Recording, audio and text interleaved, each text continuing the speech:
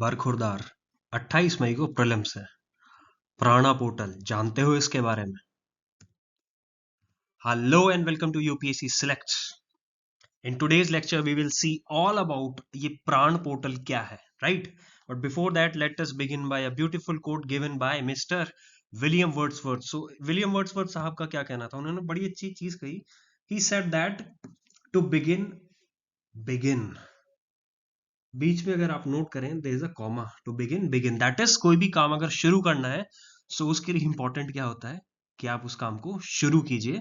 धीरे धीरे चीजें आती रहेंगी और हमारा सफर बढ़ता रहेगा। सो हम भी शुरू करते हैं अपने लेक्चर को, right? So let us see about this Prana portal. So Prana basically it stands for portal for regulation of air pollution in non attainment cities. It's a portal for monitoring of implementation of national clean air programme. All right, अब इन दो lines के अंदर कुछ चीजें हमें समझ आई हैं, कुछ नहीं आई हैं। देख लेते हैं क्या है। पहली चीज तो क्लियर हो गई, प्राणा पोर्टल डायरेक्टली रिलेट करता है किसके साथ में? एयर पोल्यूशन, वायु प्रदूषण से रिलेटेड है। All right, non attainment cities क्या होती हैं this we will see, and we will also see about this NCAP, that is national clean air programme. इसके बारे में भी देखेंगे, जानेंगे। If we talk about our very own, हमारा प्यारा भारत, इंडिया के बारे में हम बात करते हैं, so India is expanding economy which is a very fantastic thing.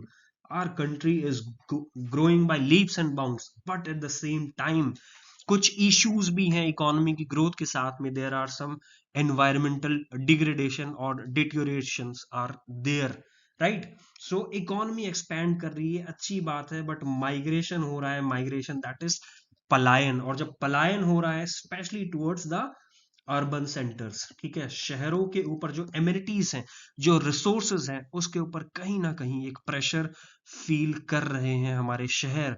और उन सभी एमिनिटीज से बढ़कर अगर कोई चीज है so that is air. Air that is वायु, ठीक है? वायु के बिना, एयर के बिना life is not possible, it is unthinkable of, right? So air quality में कहीं ना कहीं देयर इज अ डिटियोरेशन, कहीं ना कहीं गुणवत्ता में कमी आ रही है।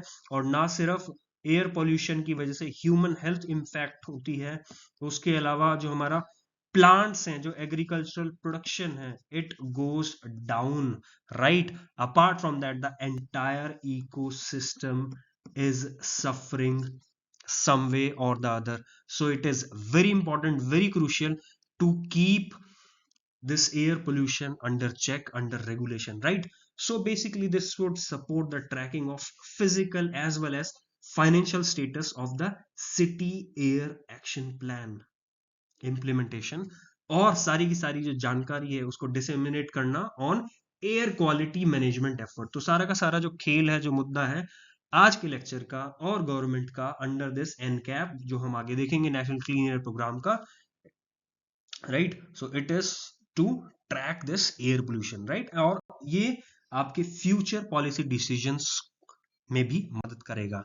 Now before that, why we are studying this Prana portal? Prana जो बेसिकली, प्राण जो शब्द है वो कहां से आता है? It has origins from Sanskrit language. प्राण मतलब लाइफ, जीवन, ठीक है? तो लाइफ जो है आप उसको याद भी रख सकते हैं, it is not possible without air, right? तो आप देख सकते हैं कि ministry of environment, forest and climate change, it launches Prana portal for regulation of air pollution. Very straight forward, very simple. यहाँ पे नॉन अटेनमेंट सिटीज की बात की गई है, यहाँ पे भी there is non attainment cities, here also non-attainment cities. That means we should know what is this non-attainment cities and what is this NCAP all about. So this we will see. First things first, जान लेते हैं NCAP के बारे में। That is a National Clean Air Program. नाम से ही clear है भाई कि क्लीन एयर प्रोग्राम है, और किस स्तर पे है? नेशनल स्तर पे है, राइट? एनीवेज फ्रेंड्स, एस्पिरेंट्स, एक चीज हमेशा याद रखिए, when ever you read any policy, कोई भी पॉलिसी हो, कोई भी स्कीम हो, कोई भी गवर्नमेंट का प्रोग्राम है, always and always remember to answer some questions. That is, when it was launched, by whom it was launched, for what purpose, उसका गोल क्या है, उसका ऑब्जेक्टिव क्या है, उसके टारगेट्स क्या है, तो तमाम चीजें आपके दिमाग में आनी चाहिए और उसका सोल्यूशन आपको फाइंड आउट करना चाहिए। सो व्हेन का जवाब है ईयर 2019 में लॉन्च हुआ था। किसके द्वारा लॉन्च हुआ था? मिनिस्ट्री ऑफ एनवायरमेंट, फॉरेस्ट और क्लाइमेट चेंज के द्वारा लॉन्च हुआ था। Okay fine. अब देखें, एयर पोल्यूशन यानी कि वायु प्रदूषण कोई ऐसी चीज नहीं है कि आपने खटका दबाया वो ऑन हो गया, खटका हटाया तो वो ऑफ हो गया, right? So this problem, this issue requires measures to be taken at different appropriate time scales, that is at short term कुछ हमारे पॉलिसीज प्रोग्राम्स होंगे, मिड टर्म के लिए कुछ पॉलिसीज प्रोग्राम होंगे और लॉन्ग टर्म के लिए कुछ पॉलिसीज प्रोग्राम्स होंगे, right? So tenure 5 term, mid-term 5 years action plan to begin by keeping 2019 as the base year, right? Further this is extendable up to 2025 years और extendable किस basis पे किया जाएगा कि क्या हमारे आउटकम्स हैं, जो भी पॉलिसीज प्रोग्राम्स लगाई जा रही हैं वो कितनी सफल हो रही हैं या कितनी सफल नहीं हो रही, उस आधार पे इसको देखा जाएगा, रिव्यू किया जाएगा। नाउ ऑब्जेक्टिव बहुत क्लियर है। stringent implementation of mitigation measures for prevention, control and abatement of air pollution। stringent that is बहुत ही सख्त, बहुत ही strict जो है इम्प्लीमेंटेशन रहने वाला है एयर पोल्यूशन को चेक करने के लिए, कंट्रोल करने के लिए। Secondly, air quality monitoring networks जो हैं हमारे देश में उसको स्ट्रेंथन किया जा सके, उस फ्रेमवर्क को मजबूत किया जा सके। And last but not the least, that is very important, which talks about augment the public awareness and capacity building measures। now public awareness, public participation is of utmost importance। अगर मैं एक दूसरा example लेना चाहूं, अगर हम स्वच्छ भारत अभियान के बारे में बात करें और सोचिए जो शहरी हैं, जो नागरिक हैं, कहाँ के, इंदौर के या किसी और भी शहर के, which has been awarded the cleanest city, अगर वहां के लोग ही सपोर्ट नहीं करेंगे किसी पॉलिसी प्रोग्राम ऑब्जेक्टिव को, तो वो सिर्फ कागजी शेर ही बन के रह जाएगा, right? So for any policy to be successful on ground, सबका साथ बहुत इंपॉर्टेंट है, right? And this you can also use in GS paper 4, that is ethics. Ethics के अंदर there is a term which is by the name of persuasion, right? Persuade करना। So as a future officer you should have this ability to persuade people, right, for the betterment of the society। now as prelims is approaching fast, we keep a track on targets। so targets जो है वो definitely हमें जानने चाहिए, कई बार पूछ भी लिए जाते हैं। तो टारगेट क्या है, किस चीज का टारगेट? एन कैप का target, right? So NCAP is this national level target of 20 to 30% reduction of PM 2.5 and PM 10 concentration by year 2024। and dear friends, ये टारगेट जो हैं these have been revised, we will see, right? these have been revised। and what is the approach is multi-sectoral and collaborative। nothing works in silos। अकेला चना भाड़ नहीं फोड़ सकता, right? सो बहुत सारी मिनिस्ट्रीज को, बहुत सारी एजेंसीज को, बहुत सारे इंस्टीट्यूशंस को मिलके आगे बढ़ना होगा, तभी एयर पोल्यूशन को चेक किया जा सकता है, तभी एयर पोल्यूशन को कंट्रोल किया जा सकता है। Also, we need to mainstream and integrate the existing policies and programs of Government of India, including NAPCC। What is this NAPCC? So this is nothing but National Action Plan for Climate Change, और ये 2008 के अंदर launch किया गया था by government of India के द्वारा, right? And using smart city framework to launch NCAP in 43 smart cities falling in the list of non attainment cities, right? अब देखें, कोई भी शहर, किसी भी शहर को क्या आप स्मार्ट सिटी कह सकते हैं अगर उसकी हवा जहरीली हो, right?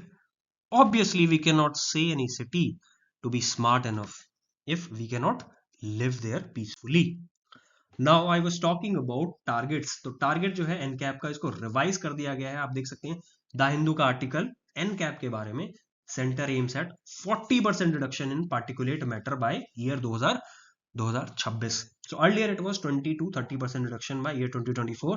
now this has been revised to 40% by 2026, right? so I think this is very easy, pretty straightforward, pretty simple। now we will see some key sectoral interventions under NCAP। अब देखिए, नाम ही है भाई, क्लीन एयर चाहिए हम। अब clean air चाहिए, सबको चाहिए, किसको क्लीन एयर नहीं चाहिए, राइट? Okay fine. अब क्लीन एयर के दुश्मन कौन है? अगर किसी चीज को सॉल्व करना है तो हमें पहले जानना पड़ेगा कि उसका प्रॉब्लम एरिया क्या है. Only then we can have a solution for it this, right. So problem number 1 जो है, जिसको काफी लोग बोलते हैं problem number 1, that is the hazardous gaseous pollutants. और ये गैसियस पोल्यूटेंट्स कहाँ से आते हैं? गैसियस पोल्यूटेंट्स जनरली आते हैं ट्रांसपोर्टेशन से, कारों से, ट्रक से, बाइक से, राइट. इंडस्ट्री के एमिशन से, पावर सेक्टर एमिशन से, राइट. एग्रीकल्चर एमिशन से. एक एक करके इनके बारे में बात कर लेते हैं. तो प्रॉब्लम हमें पता होगी तभी हम सॉल्यूशन को डिराइव कर पाएंगे, राइट. फर्स्ट थिंग्स फर्स्ट, ई मोबिलिटी. अब ई मोबिलिटी जैसे ही मैंने बोला तो आपको कनेक्ट करना चाहिए. किस चीज को कनेक्ट करना चाहिए? कि yes, recently in Riyasi district of Jammu, about 5.9 tons of lithium was found by geological survey of India. And this is a big jackpot. हमारे भारत देश को एक जैकपॉट लगा है, राइट. इतने बड़े मात्रा में लिथियम का मिलना, right. So this would definitely lead to cleaner airs. Next, transport emission. अगर ट्रांसपोर्ट एमिशन की बात करते हैं, राइट, सो व्हीकल से क्या क्या निकलता है? व्हीकल से नाइट्रस ऑक्साइड्स निकलते हैं, सल्फर ऑक्साइड्स निकलते हैं, lead is there, right. Then agriculture की अगर हम बात कर लेते हैं तो वी हैव दिस मीथेन का बहुत बड़ा इशू है. अगर हम ट्रांसपोर्ट एमिशंस की बात करते हैं, देन BS स्टैंडर्ड 4 से अब देश जो है वो BS 6 की तरफ बढ़ रहा है. And also moreover we have certain biofuels. ठीक है, बायोफ्यूल्स जो हैं आपने पढ़ा होगा जरूर. किसके बारे में? It is ethanol blending. Ethanol blending की पेट्रोल के अंदर इथेनॉल का कुछ परसेंटेज ब्लेंड किया जाएगा, राइट. तो उस दिशा में भी काम बढ़ रहा है. और ना सिर्फ ये एनवायरमेंट के लिए बहुत अच्छा होगा, it is also beneficial for the income of our farmers, right. So farmers would be happy. Next, integrated waste management. Now integrated waste management why it is required? Because एक सिंपल सा example लीजिए. अगर कहीं पे landfill है, specially अगर हम दिल्ली का एग्जांपल लेते हैं, तो वहां पे भलसवा लैंडफिल्स हैं या फिर बहुत सारी और लैंडफिल्स हैं. पूरे के पूरे पहाड़ के माउंट एवरेस्ट बना रखे हैं. अब उन जो माउंट एवरेस्ट बना रखे हैं, ठीक है, वेस्ट के, वहां पे बहुत बड़ा इशू क्या आ जाता है? बहुत सारे इश्यूज हैं. One of the issues is leaching. ठीक है, जो हैजार्डस वेस्ट है वो लीच हो जाता है, वो नीचे अंडरग्राउंड वाटर को पॉल्यूट कर देता है. और जनरली समर्स में वहां पे आग लग जाती है. आग लगने की वजह से क्या होता है? जो एयर है, पूरी की पूरी सराउंडिंग एयर है, वो पॉल्यूट हो जाती है बहुत हद तक, राइट.